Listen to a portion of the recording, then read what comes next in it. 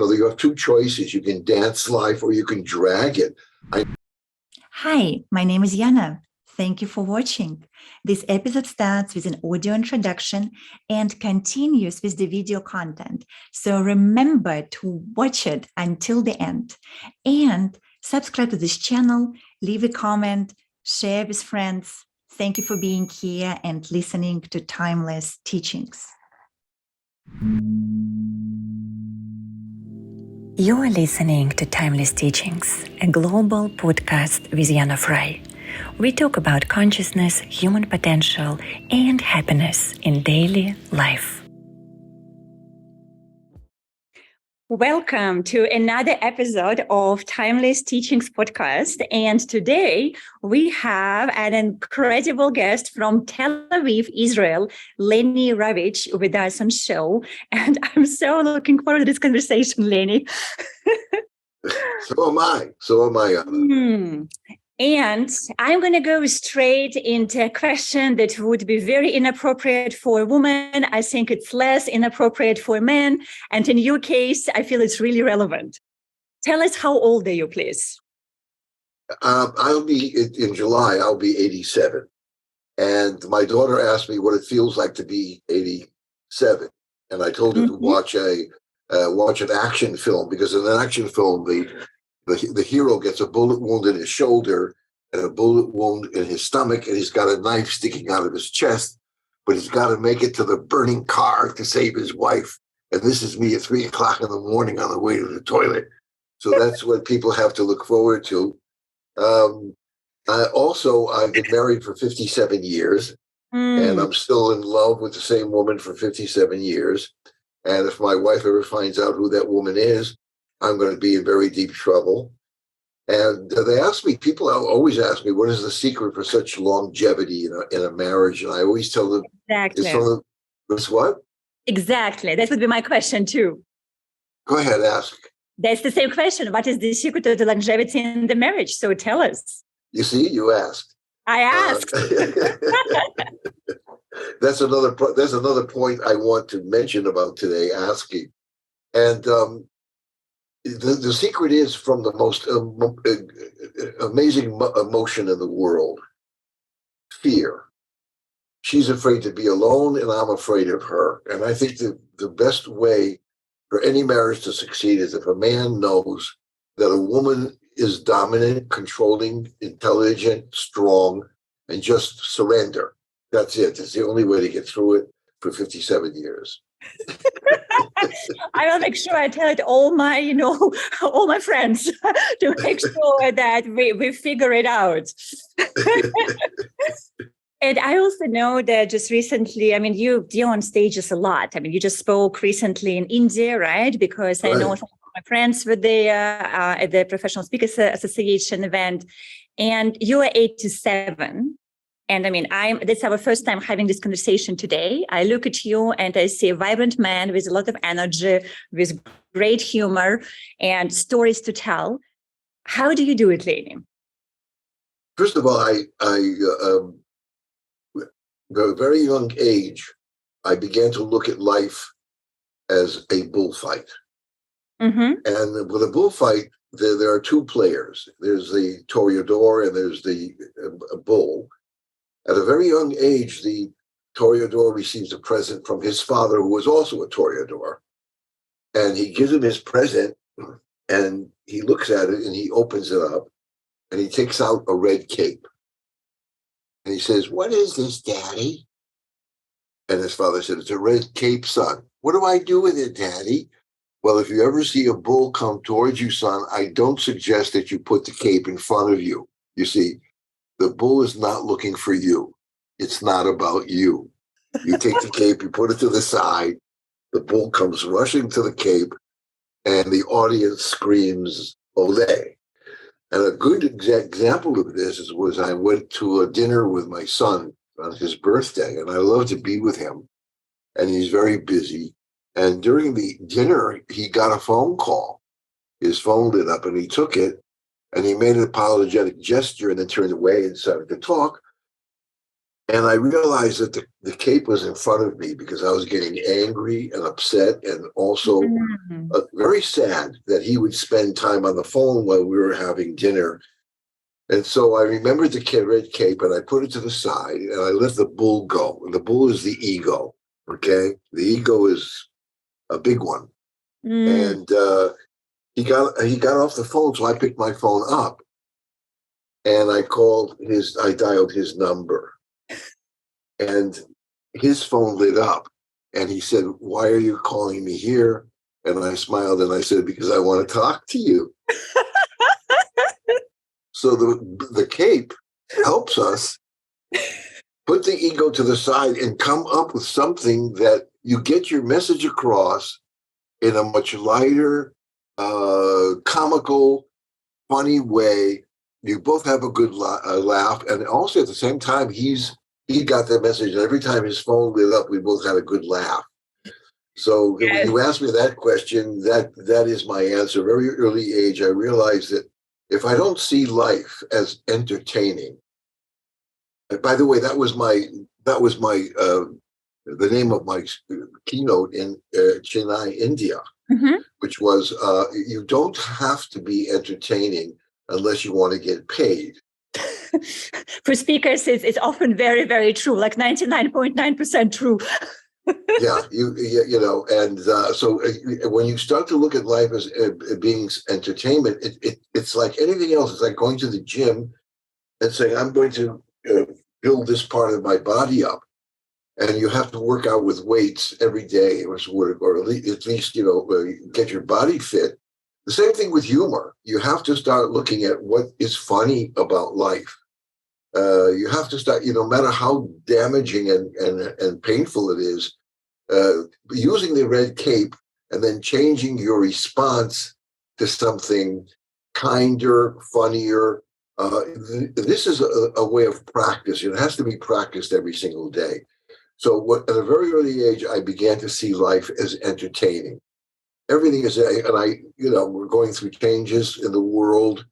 And people are panicky and what's going to happen and AI and, the war in Ukraine and atomic, and climate change, everybody, and there's a real serious problem because kids are getting upset and they don't find meaning in life and they've been getting depressed. And the antidote is watch the show, buy a bag of popcorn, sit in the third row and watch life. Don't get involved in it. You look at it, you enjoy it, and you say, "Oh," and then you can see yourself on stage. You say, "Oh, here comes Lenny. What he's going to do?" No, he's acting like a jerk. No, isn't that funny? Lenny, tell me, does it take 87 years to fully realize this wisdom, and most importantly, to actually practice it in real life? That's the part. I have something very depressing to tell you. I still don't know it. It's highly depressing. I only teach it, but I don't know it. Teach it, yeah. Ask my wife. She comes in and she sees me in a situation, and she's the only one who sees my shadow. The shadow part. Here I am on your program.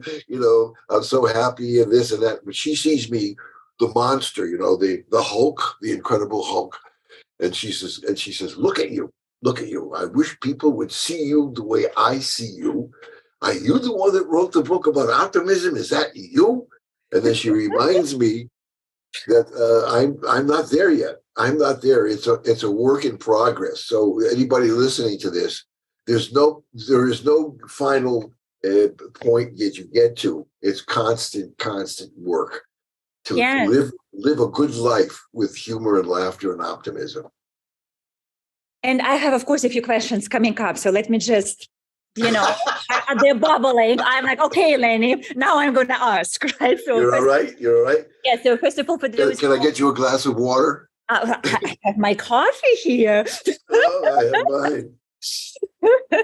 We have, colorful cups.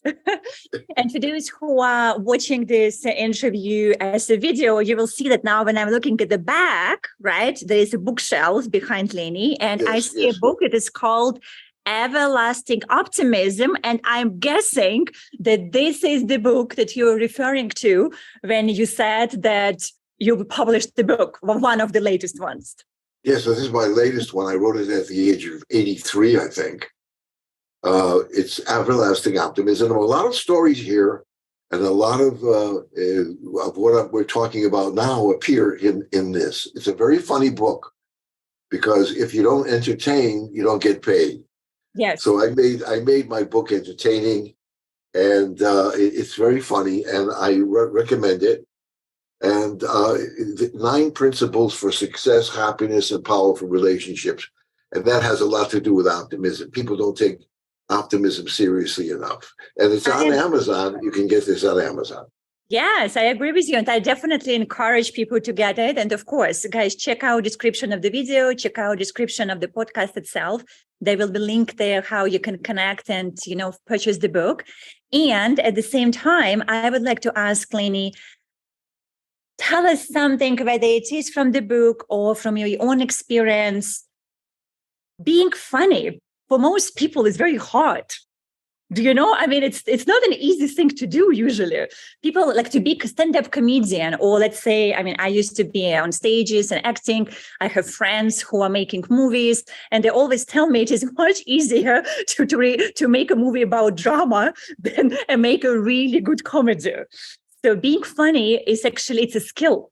And you were saying that it's something can really help, especially in difficult situations. And just how you illustrated with your son, I can imagine when people have issues in any kind of relationships, instead of shouting at each other, right, and creating more conflict, whether it is personal or business, you just make it funny and you get across the message without triggering defense in the other person.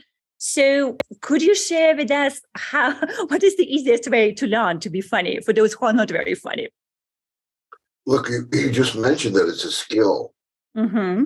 Okay, what do you do with a skill? You keep practicing. Any skill has to be practiced. Now, I know that it's very difficult for people to see the humor, especially if you come from a home where you never got too much support for laughing or having fun.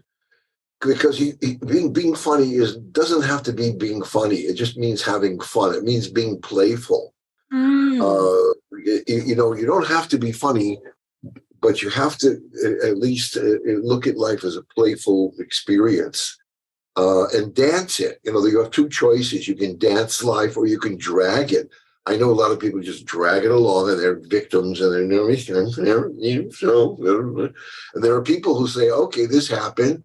I'm going to change my attitude about it. Let's look at what I can learn from it and play with it.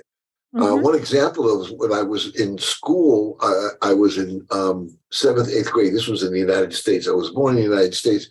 I came to Israel much later. And I was put in a special education class because I was considered disturbed. Yeah. And, in what way? I'm sorry, if I may ask, disturbed in what way? Too fast, too slow, different? Well, I read the diagnosis and it said overly joyous. Okay. In my school, if you're too happy, I'm not sure if you're now, kidding me if you are serious, but it is funny. No, but that was what written. They said overly joyous. How can a person learn when he's so happy? Because I didn't really relate to what was being taught, and I would sit in class and I would draw war, and war has to have, colors and sounds. So I would draw war and I would be,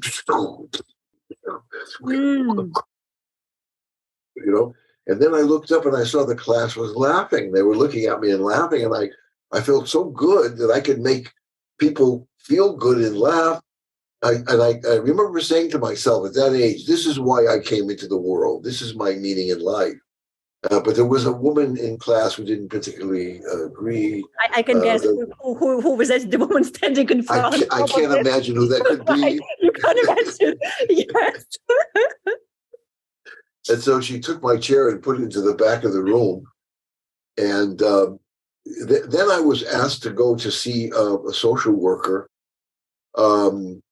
And my mother was called to school a lot. Like they would call my mother or somebody, here, give this note to your mother, tell her to come in to discuss a social worker. And the social worker was wonderful. She used to call me God. Every time she saw me, she would see me when I came to her office and she would say, "Oh my God, it's you again." So I kept on going from there to a psychologist, to a psychiatrist. I finally ended up taking pills from the psychiatrist. And what changed my life really at that point was my mother's attitude. I came home with my report card. I failed almost everything. I mean, there were two subjects I passed. Everything else I failed. The two subjects that I passed were choir, singing. I could sing. And the other one was physical education. I could run around the room, so I could pass that course. And when she looked at it, I was scared. I mean, because I felt this real lump in my stomach. I didn't want her to see the report card. What was she going to think? Disappoint my mother. And she looks at me and she looks at the report card and she says, "I deserve this report card." And I'm going, "What?" She says, "Of course it's mine. I'm in school more than you." And she, at that moment, when there was such stress and there was such angst and there was such pain and suffering going on, she threw out a line that, "Laugh at yourself." Yeah. Yeah. Okay, laugh at yourself. Life is short and don't take yourself so seriously. You can take your job seriously, but never take yourself seriously. And she gave me that one sentence that changed everything. And from then on, I began to study laughter. And I went to, there's a fellow in India by the name of Madan Kataria who does what is called yoga laughter. And anybody have you ever heard about that? Yes. Very famous. Yeah. Yeah. And I went to learn that, and I went to other teachers, and I went to a place called the AATH, which is Association of Applied and Therapeutic Humor. They find that humor is actually therapeutic. There was a movie called Patch Adams, which I recommend because it's a true story about a doctor who used humor with children who had cancer and changed their lives by being a clown. He was the one who brought into hospitals what is called medical clowns. Because if you lift a person's attitude and his mood and everything else, this has a lot to do with healing. And I found that my mother's laughter, when I laughed together with my mother, I felt that this was the closest thing to a prayer. And I used it with my second son. I have a son who his name is Nati, and he stole my car. He stole your car. Yeah, which is nothing new because I stole my father's car. Right, so it is going forward. I get it. It's a family tradition. Family tradition, yes. A bonding between son and the father. And I'm sure my father stole his father's horse. So, horse? So what happened was I'm almost embarrassed to say, but at that time I couldn't afford a brand new car. I had to get a real old piece of junk, an 8-year-old Mazda. And in the middle of the night, he stole the keys and he took the car and took his friends around. And they were having a good old time until they came to a police barrier. And the police tried to stop him. And his friend said, "Nati, put the pedal to the metal. Let's get out of here. You're 14 years old." He was 14 at the time. "You don't have a license." Yes. Okay. So he went right through the police barrier and they gave chase, the car chase. Woo, woo, woo. They finally catch up to him, pull him out of the car, put him in handcuffs, take him to jail. And I got a call, "Your son is in detention." And so I went to the jailhouse to see him and I asked the permission to talk to him. And I saw myself, I saw this 14-year-old kid as myself, so depressed and so, how could I disappoint my father like this, and so forth and so on. And so I just used my mother's tool. I looked at him and I said, "Nati, aren't you ashamed? Who gives a car chase with a 12-year-old Mazda?" You have no. You don't come home until you steal a Mercedes. Is that clear? And so there was a bonding between me and him, as there was between my mother and myself, because humor bonds you. Laughter bonds you to other people. People you don't even know. I mean, you and I are laughing together. We're much more friendly and easygoing because of it. You know, we've had a couple of laughs for the past couple and of I feel, moments. now just, we're having just 20, 25 minutes, this conversation. And I feel I'm really getting to know you, right? So it also opens up a different dimension in another human. And just with everything what you shared with the story, I just wanted to unpack it a little bit for people, because I feel it is so important that one, you kind of knew at the very beginning what is your gift, which is a gift of itself. Many people don't have it, right? Many people don't know, even when they're adults, what it is they are good at. It is just happened that you were gifted with something which is also very clear for others to see. And that became your life's work. And I think it is also just for everyone who perhaps listening to it right now, and particularly at this moment when we are transitioning since COVID and pandemic and wars and everything else that's happening. As you mentioned, Lenny, many people are really lost all around the world, and they don't know what to do. They're reevaluating their lives, their businesses, their family relationships, everything. And so I find when we humans as adults are lost, the easiest way is always go back to how you felt when you were as a child, right? What you were good at, what was your safe place, what made you feel good about yourself and others, what you appreciated about yourself and others. This is always very safe place home to return home. And you're just such a wonderful example to do that. And then, of course, right? With our kids, to encourage them to find this gift and to nurture it. And now look at you. You are 87 and you're going strong with this. Come on, it's not like that. I think it's more like in the power pose, Yeah, I think you're absolutely right. That people also it depends on the amount of support you get in your family for making people laugh, because some families, it's not part of their tradition, being serious and being.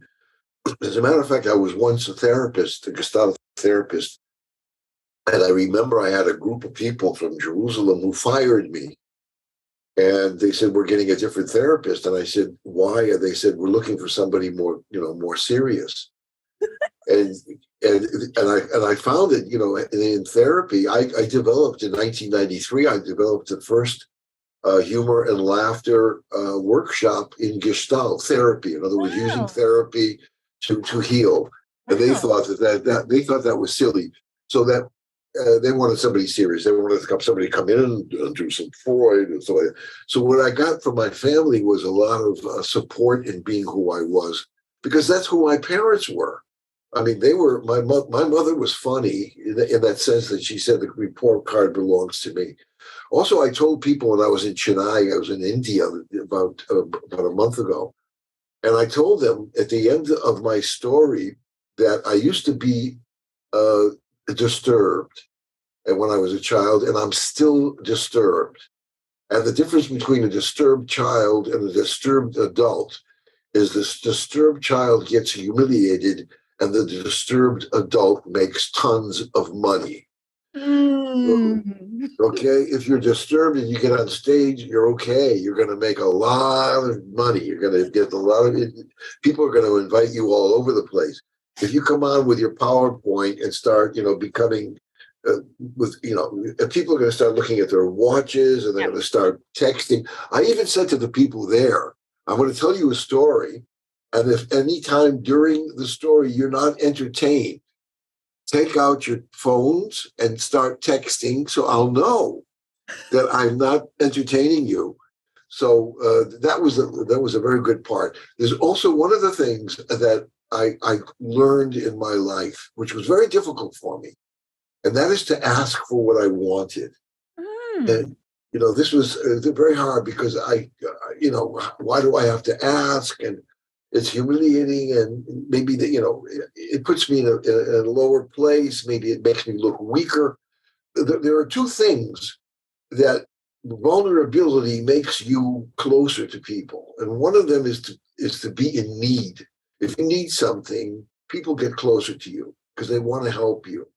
And the second thing is when you're laughing and you make people laugh and they laugh with you and you laugh at yourself, you're being vulnerable. And that also brings people closer to you, which is the opposite of what we learned as children. You have to be perfect, and perfection, it doesn't exist. And it also pushes people away. I told my wife, I said, you're perfect. And she said, how can you say that? I said, because if you're not perfect, it's my problem.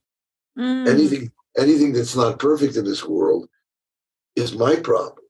So I have to look at everything as exactly perfect, as they are. When I first met you, when I first saw you today, about 20 minutes ago, I said, isn't Yana perfect? Look at that. Oh, isn't really perfect? Okay, I have one more question for you. No, so did you finish the thought? No, it's okay. Go ahead. Okay, yeah. Okay. So one more question. Because what I also see right now, many people, younger people, like in their 20s and 30s, when you will think that life should be booming, energy should be booming. They need to have this, the motor and fire to go ahead and build something, right? They don't have that. And they are lost and they don't have maybe the spark to do something. And so now I look at you, and again, I keep coming to the fact that you are 87 because I think it's phenomenal. So I keep repeating it over and over. Where do you get the inspiration from after being, on this earth for all this time and seeing everything and going through, wars, different government structures, different world structures, right? And sort of, where is the inspiration from to keep going, to be an inspiration for other people, right? So where is that source? Gratitude. There's not a morning that I don't wake up that I thank God for this day. And I think of all the people that didn't get this day, and I have this opportunity. And so when I'm walking down the street or I'm walking in the park, I just keep saying, thank you. Thank you for letting me see that tree. Thank you for, good, perfect health. Thank you for being in my life. Thank you for supporting me. Thank you, thank you, thank you. All the time is be gratitude, because what happens when you start to complain, and there's a lot of complainers in this world, yes, especially the young generation, are complaining about everything. This is not right. That's not right. We have to change we have to change the environment. And then, and that is a victim stance, and that is very unhealthy.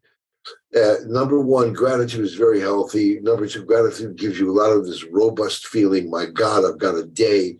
It's like my father once said to me. He said, live every day as if it's your last, because one day you're going to be right. I said, what? And so from that day on, I began to live every day as if it's my last. So today's my last day. So what do I want to do with this day that could be the most meaningful? That gives me a lot of, when you say robust and zest for life, it's gratitude and knowing that this is my last day.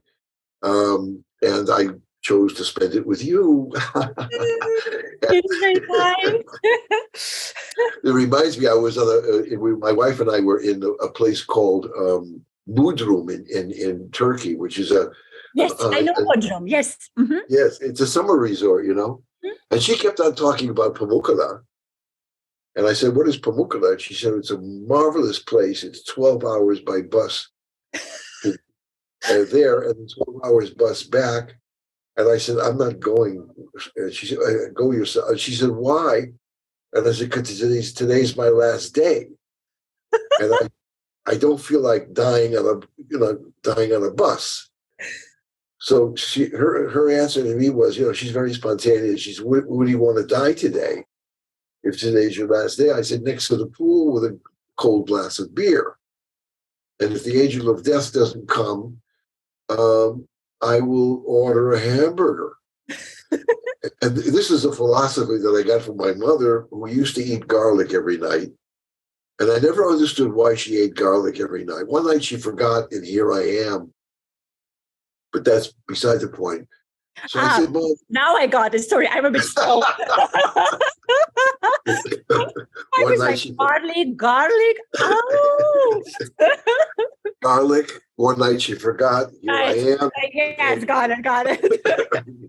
I'm glad. So I asked her, why did she eat garlic? And her answer was, and she was very serious, she said, if the angel of death comes tonight to take my soul, I'm going to wake up and ask, who is it? And the angel of death will go, well, I'm getting out of here. I'll come tomorrow. That's it. So my parents had a wonderful sense of humor. They supported me in having it. And when you ask what is the secret to a robust and happy life, it's gratitude. I call it the attitude of gratitude. And also falling in love with the here and now. People say, well, this is no good, that's no good. Accept what is. The only way you can change anything is you accept what is in your own personality, what's going out in front of you. And I work with a lot of people whose main problem is they don't want to accept reality the way it is. Why is it this? Why is it that? And also in my country, we have a lot of conflict and the wars. And I was a teacher. I was a high school teacher. And the first thing we did when we got into the safe spaces where the bombs couldn't get to us, I forgot what they're called, but they're places where you go underground. Yeah, and like the kids, shelters. Yeah, a shelter. Yeah, like a bomb shelter. A bomb shelter. And you're with a bunch of kids, from 11th, 12th grade, and they're panicking. And so, okay, everybody, come on, let's sing. And I would teach them English songs because they sing Israeli songs. And I would teach them on top of Old Smoky. And they sang. And the singing brought them to calmness and to laughter and to be able to talk to each other. And singing made people bonding just like laughter. So if you don't find that you're funny, find something that bonds people. Yeah. And before you know it, there was the siren to leave the shelter and everything was okay. And they really appreciated that. Every time we went into the bomb shelter, there would be songs and dances and we'd have a good time. And my final question for today. Are you ready? Don't tell me we're finished. No. The drum roll. But I can talk with you for forever. Yeah, let's do it. Yes, we will have another, opportunity. But for today is the final question. We're at the beginning of the 2023. And my question to you, what is your dream and vision for this year, which is important for you? Where Lenny is heading? I'm heading, I just have to tell you that I once heard a talk by Steve Jobs. Mm-hmm. It's on the YouTube. You can look it up. It's the 2005 commencement speech to the graduating class of Stanford University. And his last words, his last sentence was, "Stay foolish." That's a famous speech, yes. It got quoted by many after, yes. And everybody has to grapple with what does Steve Jobs, one of the most successful geniuses of our era, advising people who've gone through such, engineering and chemistry and all these courses, stay foolish. And I think that for me, staying foolish is what can I do that's crazy enough to make people laugh and feel good. It's all about doing something for anybody else. Once you get out of your own ego and say, what can I do for you? And what can I do to support you? And what foolishness can I do to make you smile and look at life as if it's entertaining? That's my vision. My vision is to keep going out and being foolish and helping others and getting out of myself and my own needs and trying to find out what other people need. This is something I learned from a man by the name of Viktor Frankl, who was in a concentration camp, a death camp, a Nazi death camp. And he even talked about if you have meaning in your life, and your question actually forces a person to think, what is my meaning in life? And that is so important. It's just as important as eating, sleeping, and having water to drink is to have meaning in your life. And I think a lot of people are losing it because they're searching for meaning and they have no meaning. A lot of people stopped, with religion and so forth and so on. They don't want to believe in the Bible or God or anything like that. But if you don't believe in that, you're going to believe in something. So they attach themselves to global warming or whatever it might be to give themselves meaning, which is a good thing, because with meaning, it gives you a lot of power. Just like you asked, what is your vision for the future? My meaning is to stay foolish. And that was Lenny Ravich with us today on Timeless Teachings. Thank you very much for tuning on the show. I go out every day of my house. I get into the elevator and there's a mirror. And what helps me is I look in the mirror and I smile and I say, I'm still here. A gentle reminder that this is not a regular podcast, because here we have no rules and no scripted questions. All conversations are spontaneous, unfiltered, and real, with people from all over the world, regardless of their race, religion, nationality, skin color, language, or social circumstances.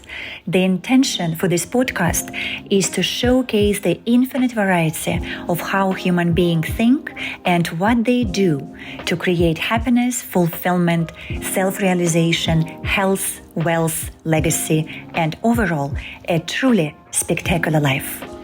Did you enjoy the interview?